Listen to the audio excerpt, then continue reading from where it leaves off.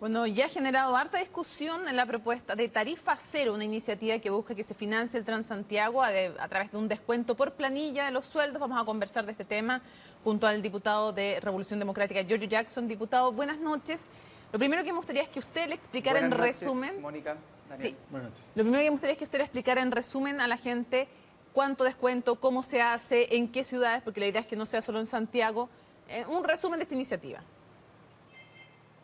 A ver, lo primero que me gustaría destacar es que lo que nosotros presentamos y aprobamos con una amplia mayoría en la Cámara de Diputados es lo que se conoce como proyecto de resolución, que básicamente es solicitarle al gobierno a que ellos estudien, en este caso, una propuesta con una factibilidad que tendría un apoyo en el Parlamento en el caso de ser evaluada exitosamente, como es un cambio del sistema del financiamiento del transporte público en grandes ciudades. Esta es una propuesta que nosotros recibimos por parte de un par de académicos que instalaron este debate a través de una columna de opinión, pero que luego los invitamos a la Comisión de Transporte, nos hicieron una presentación donde quedamos todos bastante asombrados de lo contundente técnicamente que se veía esta propuesta, que es cierto, no ha sido implementada en grandes ciudades en el resto del mundo, solo algunos experimentos más o menos pequeños, pero que piensa fuera de la caja y nos llamó la atención la innovación que traían esto, la audacia y el pensar principalmente en dos objetivos, eficiencia y equidad. Y básicamente ¿de qué se trata? De que en vez de que cada usuario al momento de entrar a un bus o entrar al sistema de metro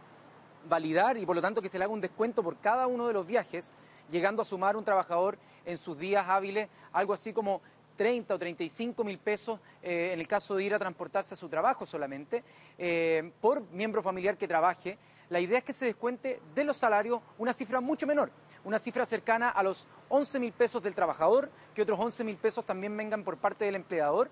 pero que toda la planta de personas remuneradas dentro de una conurbación, dentro de una ciudad como podría ser Santiago, tengan ese descuento de tal manera que tanto ellos como sus familias puedan acudir como incentivo también al transporte público y a dejar el automóvil a este medio de transporte que es mucho más sostenible, que le hace bien a las ciudades, que lo podría hacer más expedito incluso y más eficiente en términos de calidad por evitar el tiempo que significa cada una de las validaciones con pasar por esta pasarela que uno tiene que hacer o esta valla y por lo tanto podría aportar tanto eficiencia en el sistema porque reduce el número de automóviles que podría estar deambulando en la ciudad y por lo tanto aumentar el tránsito y los tiempos, disminuir los tiempos de espera, como también evitar y eliminar por definición lo que es la evasión, que hoy día tiene un 30%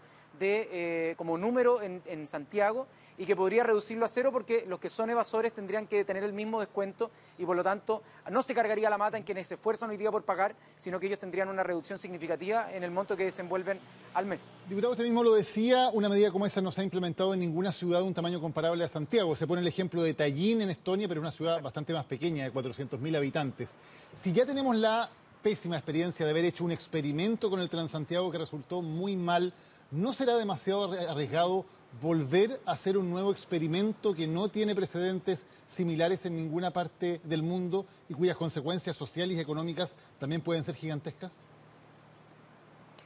Bueno, obviamente que puede ser un riesgo, por eso lo que estamos pidiendo no es que se implemente de inmediato, sino que se estudie. Lo que queremos es que no se cierren las puertas a la innovación. Daniel y Mónica, los países avanzan cuando se atreven a innovar. Y en particular en la materia de transporte no podemos decir que los últimos 15 o 20 años la cosa haya mejorado. Cada vez más proporción de los ingresos de las familias y de las familias sobre todo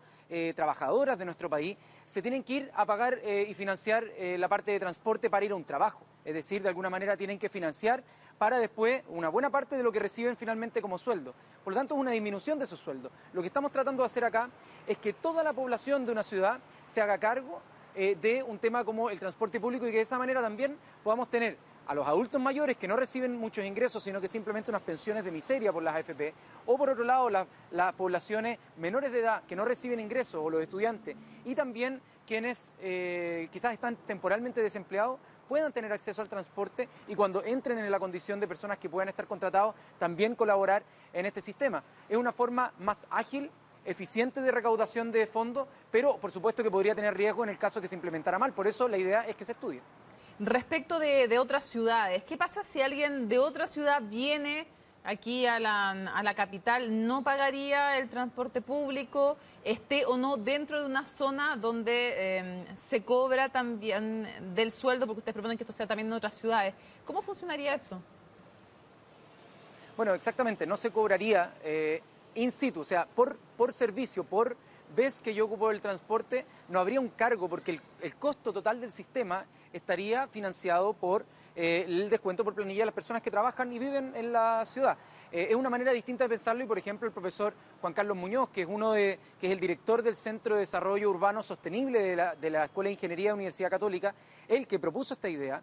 junto con Lorenzo Cerda, él dice, bueno, pueden existir, en el caso que esta idea a alguien se le ocurra meterle cabeza y en verdad ponernos a investigar más allá que un solo borrador, sino que de verdad ponernos en la disposición de ver si es que es mejor o no que lo que tenemos actualmente. Se pueden investigar, por ejemplo, fórmulas de tener por ejemplo, para los extranjeros, un impuesto por cama en los hoteles que funciona en muchas partes de los países. Por noche se paga un pequeño impuesto de no sé qué, 1.000 pesos, 1.200 pesos que contribuye a un pozo que finalmente están desembolsando las personas en cuanto al transporte público. Existen muchas formas de solucionarlo, pero lo que me ha extrañado en estos 2 días en los cuales ha habido un poco de polarización por un tema como este, es que lo que estamos planteando es pensar fuera de la caja, es asumir que hay un diagnóstico que no sé si las personas que lo critican estarán o no de acuerdo, que es que hoy día hay un 30% de evasión, los pasajes son sumamente caros para la población y cada vez más caros porque la persona que se esfuerza, la persona que paga todo su transporte, tiene que cargar con el costo extra que significa la evasión.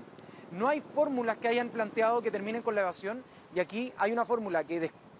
de raíz elimina la evasión porque a todas las personas se les descontaría y que habilita que todas las personas puedan tener un incentivo a ocupar el transporte público porque ya estaría financiado y de esa manera las personas también estarían invitadas a dejar el automóvil y tener una ciudad un poco más descongestionada de lo que tenemos actualmente. Precisamente con ese incentivo, con la posibilidad de que más gente pueda dejar el automóvil, por ejemplo, para andar en metro, uno inmediatamente se pregunta qué pasaría, por ejemplo, con el metro en horarios punta, por ejemplo, en la línea 1, que ya trabaja completamente al máximo de su capacidad. Si además fuera gratis viajar al metro, ¿cómo se haría para evitar un colapso total del sistema? Bueno, es esperable que cuando uno elimina las barreras, obviamente que aumenta considerablemente la demanda, o sea, la demanda se cubre cuando uno elimina la barrera del precio y hay distintas fórmulas para estudiar esto. Uno son las 2 líneas que están hoy día en construcción y que probablemente hagan una desconcentración de la demanda que hoy día tiene la línea 1, lo otro son las vías segregadas y la construcción de esta nueva eje Alameda, Providencia, Las Condes, que podría también contribuir en eso, pero no es la única forma. En el caso que no sea suficiente, también pueden existir mecanismos alternativos, como que, por ejemplo, exista una tarifa mínima, aunque baja, para los horarios punta solo en el metro y no así en los buses. Existe una multiplicidad de formas para hacer que esto genere